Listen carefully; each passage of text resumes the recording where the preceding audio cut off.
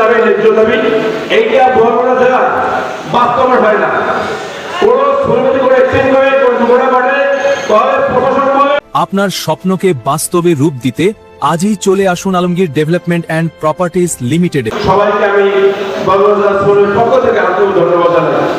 আজকে আমরা অনেক বক্তব্যের কথা বলে গেছে, শ্রমিকে যাবে ন্যায্য দাবি, এইটা বরগুনা জেলায় বাস্তবায়ন হয় না। কোনো শ্রমিক করে এক্সচেঞ্জ করে দুর্ঘটনা ঘটে, তবে প্রশাসন বলে বা আমাদের শ্রমিকদের ফেডারেশন আছে, সেখানে কোনো আমাদের সাহায্য সহজে কোনো কিছু পাওয়া যায় না। আমি চাই বরগুনা জেলা ফেডারেশনের কোনো দায়িত্ব নাই, সুবিধায় ছিলেন, তিনি চলে গেছেন। আজকে প্রশাসনের মাধ্যমে আমাদের যে যারা সংগঠন আছে সবাইকে একটা ফেডারেশন তৈরি করা দরকার, সেইটা আমাদের মাথায় রাখতে হবে। তাহলে আমাদের সংগঠন জড়িত হবে, নয় সংগঠনের কোনো জড়িত হবে না।